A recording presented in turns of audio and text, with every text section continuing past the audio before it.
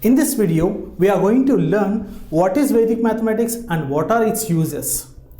Coming to Vedic mathematics, it's very useful for the school students and the students who are preparing for the competitive exams.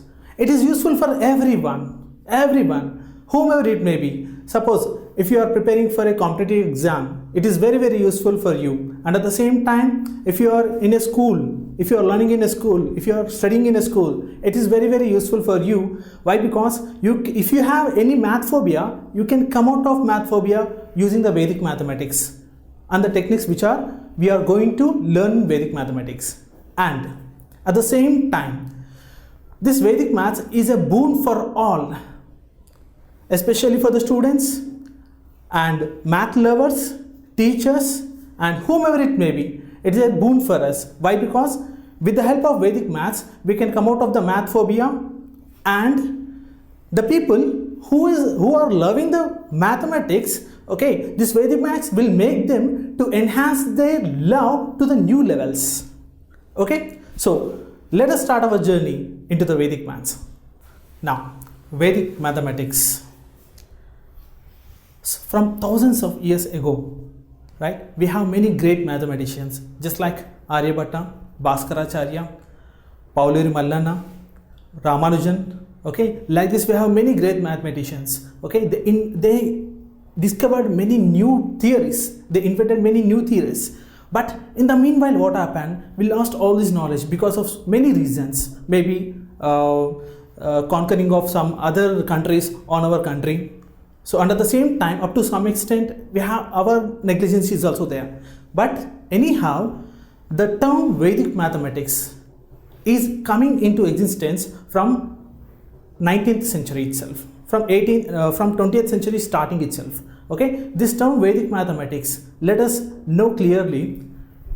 The term itself represents what? Vedic mathematics.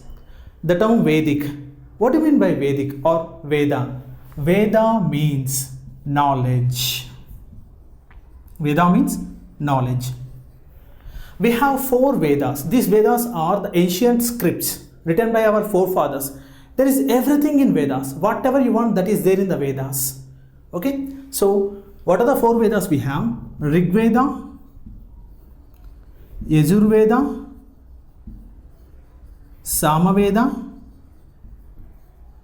and finally Atharvana Veda.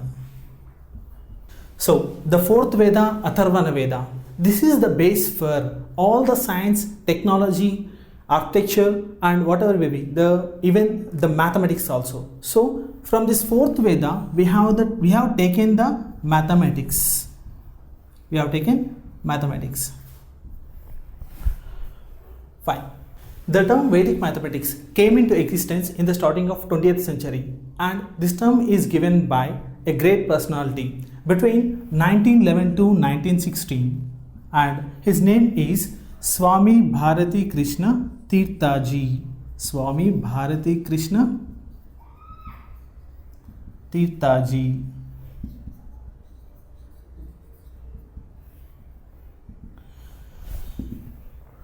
Actually, Swami Bharati Krishna Tirthaji, we call him as Swamiji also.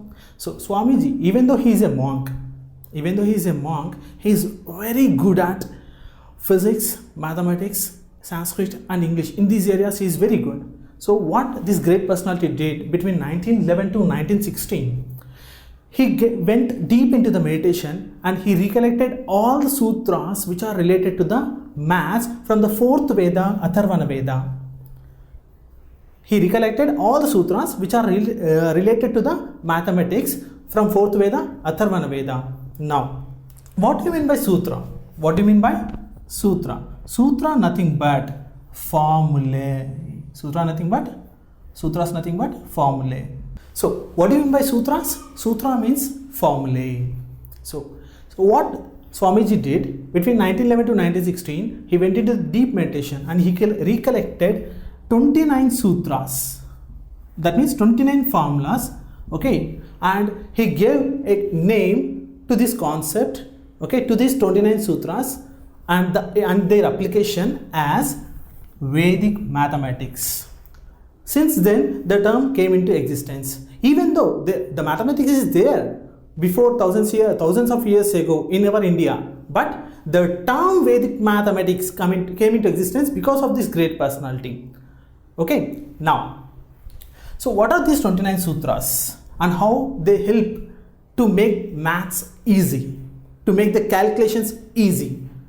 Okay, now see here, there are 16 sutras and 13 upasutras. 16 sutras and 13 upasutras. Sutras means formulae and upasutras means sub-formulae. Upasutras means what?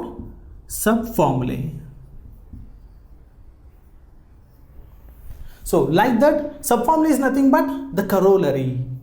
Just like we have in mathematics, the corollary after the theorem. Similarly, we have 16 sutras and 13 upasutras. That means 16 formulae and 13 sub-formulae are corollary. In the total, we have 29 formula. With the help of these 29 formulas, we are going to do the maths easier, faster and simpler.